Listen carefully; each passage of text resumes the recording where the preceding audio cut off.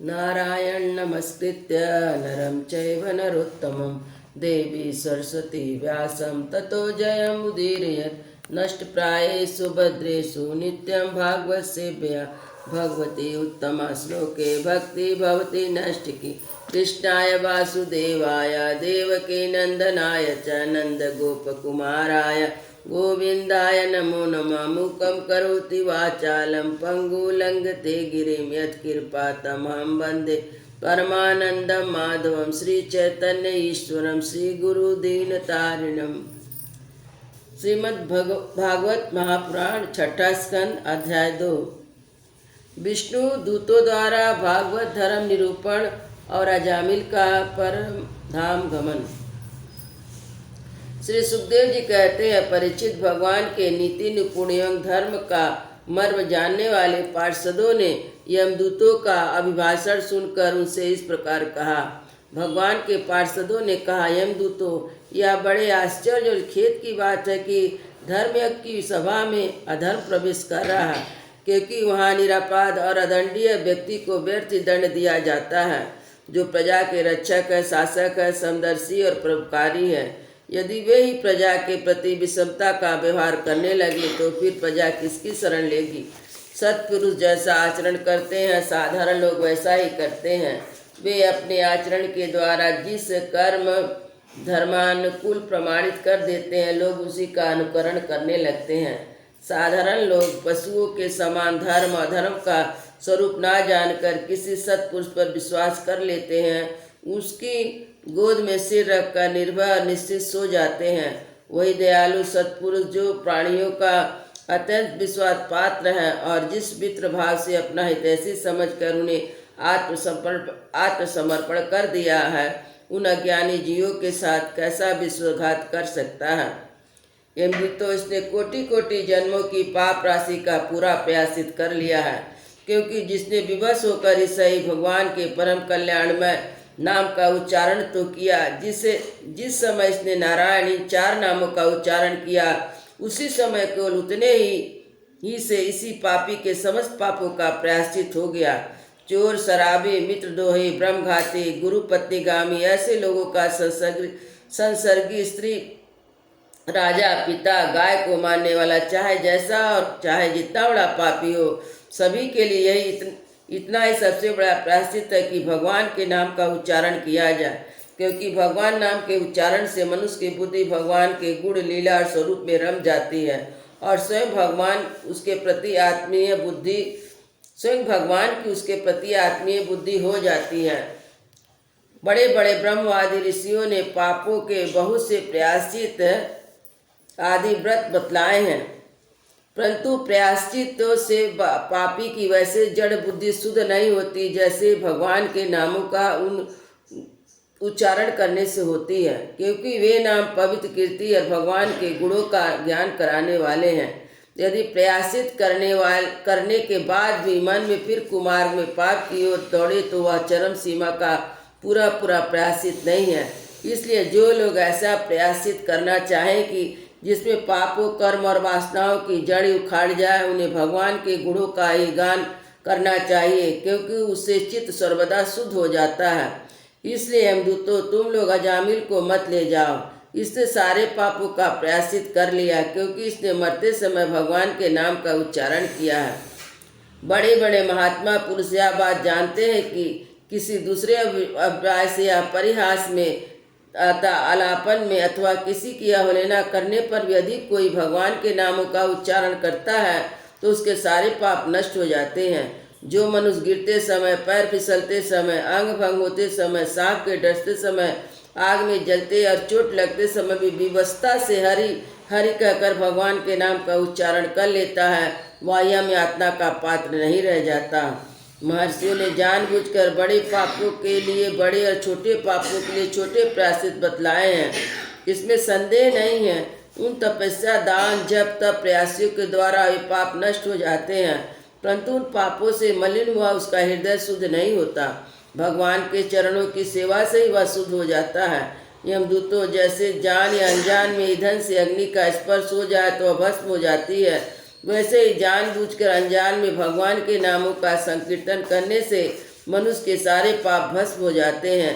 जैसे कोई परम शक्तिशाली अमृत को उसका गुण ना जानकर अनजान में पी ले तो अवश्य पीने वाला अमर बना देता है, पीने वाले को अमर बना देता है, वैसे ही अनजान में उच्चारण करने से भगवान का नाम अपना फल देकर ही रहता है। सुखदेव जी कहते हैं, राजन, इस प्रकार भगवान के पार्षदों ने भगवत धर्म का पूरा निर्णय सुना दिया। अजामिल को यमदूतों के पास से छुड़ाकर मृत्यु के मुख से बचा लिया।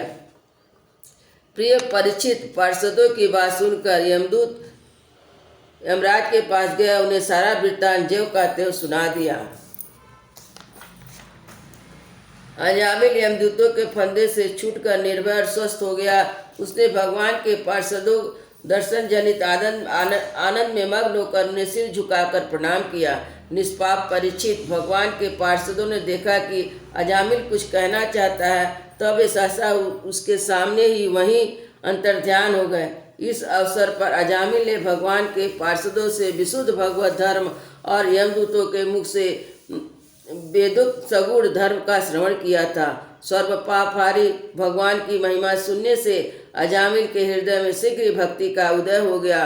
अब उसे अपने पापों को याद करके बड़ा पश्चाताप होने लगा। अजामिल मन ही मन सोचने लगा, अरे मैं कैसा इंद्रियों का दास हूँ। मैंने एक दासी के गर्भ से पुत्र उत्पन्न करके अपना ब्राह्मण तत्व नष्ट कर दिया।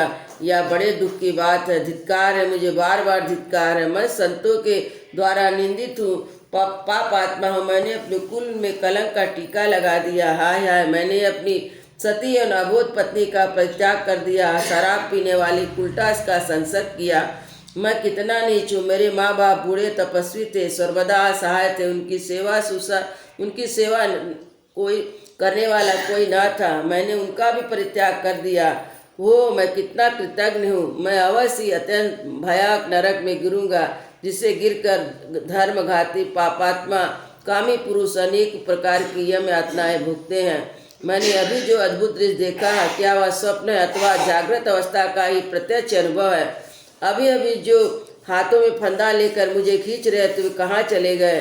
अभी अभी वे मुझे अपने फंदों में फंसाकर पृथ्वी के नीचे ले जा रहे थे, परंतु चार सुंदर सिद्धों ने आकर मुझे छुड़ा लिया। अब वे कहाँ चले गए? यदि मैं इस जन्म में महापापी हूँ, फिर भी मैंने पूर्व जन्म में अवश्य शुभ कर्म किए होंगे, तभी मुझे इन श्रेष्ठ देवताओं के दर्शन हुए।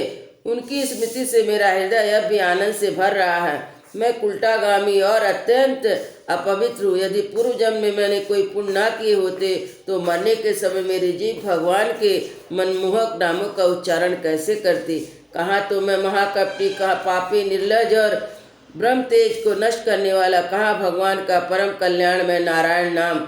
सचमुच मैं तो कृतार्थ हो गया। अब मैं अपने मन, इंद्रियों, प्राणों को बस में करके ऐसे प्रयत्न करूँगा कि फिर अपने को घोर अंधकार में नरक में ना डालूं। अज्ञानवश मैंने अपने को शरीर समझकर उसके लिए बड़ी बड़ी कामनाएं की और उसकी पूर्ति के लिए अनेकों कर्म किए। उन्हीं का फल यह बंधन है। अब मैं इसे काट कर समस्त प्राणियों का हित करूँगा, वासनाओं को शांत कर दूंगा, सबसे मित्रता का व्यवहार करूँगा, दुखियों पर दया करूँगा और पूरे संयम के साथ रहूँगा। भगवान की माया ने स्त्री का रूप धारण करके मुझे अधम को फांस लिया है और कीड़ा मृग की भांति मुझे बहुत नाच नचाया। अब मैं अपने आप को उस माया से मुक्त करूँगा। मैंने सत्य वस्तु परमात्मा को पहचान लिया, अतः मैं शरीर आदि में मैं आदि मेरे का भाव छोड़कर भगवान के कीर्तन आदि से अपने मन को शुद्ध करूँगा और उसे भगवान में लगाऊंगा।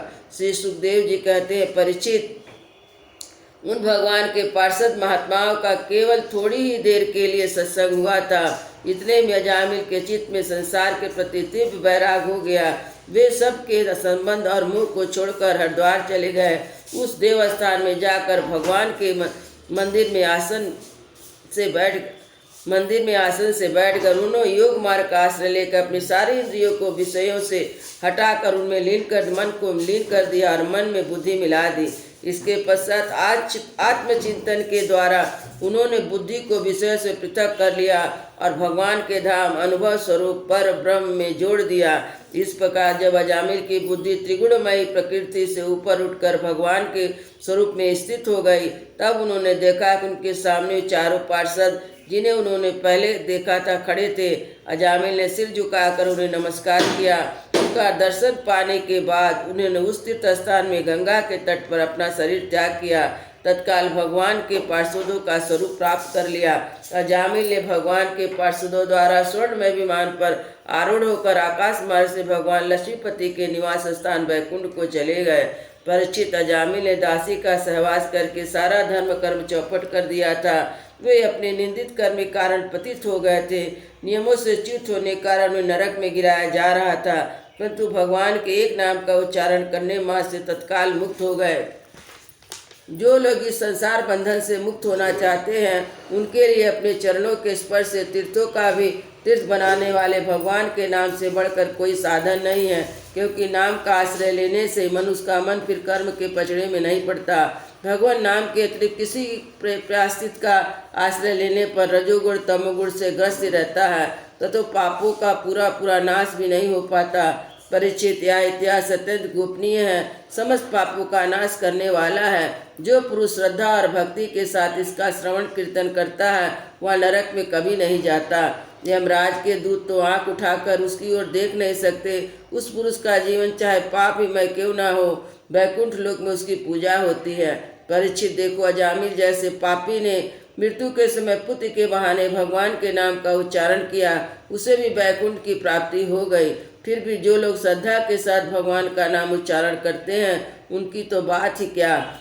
वृंदावन बिहारी लाल की जय। अयोध्या श्री राम लला की जय। गुरु महाराज की जय।